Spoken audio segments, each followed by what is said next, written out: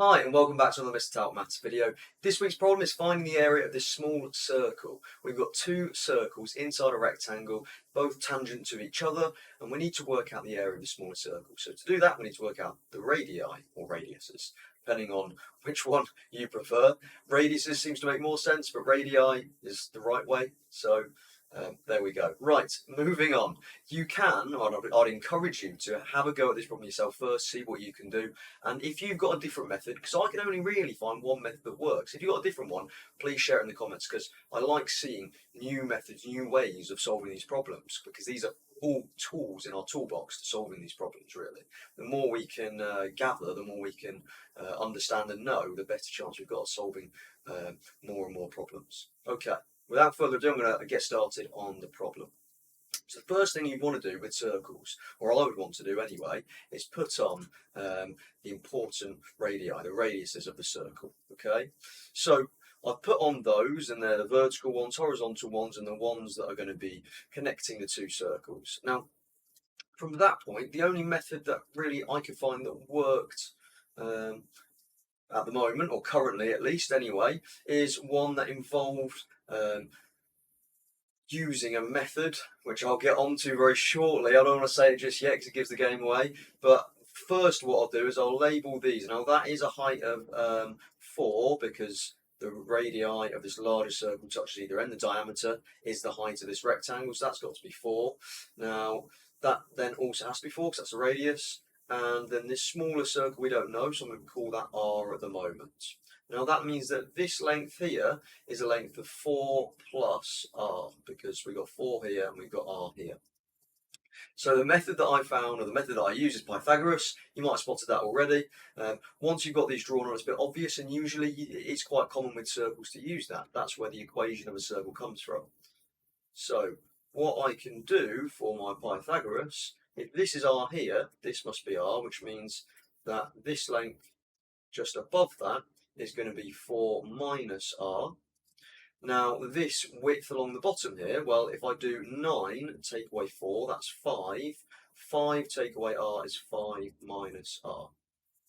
Now what we can do is use Pythagoras, square all of these, add them together equals the hypotenuse squared. So 4, try that again, 4 minus r squared plus 5 minus r squared, so square both your sides, that is equal to the hypotenuse 4 plus r squared.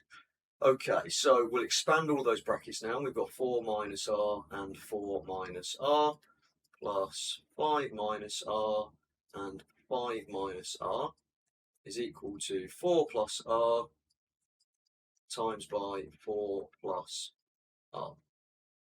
Okay, so we're going to get from the first set of brackets 16 minus 8r plus r squared plus 25 from the second lot of brackets minus 10r plus r squared is equal to 16 plus 8r plus r squared.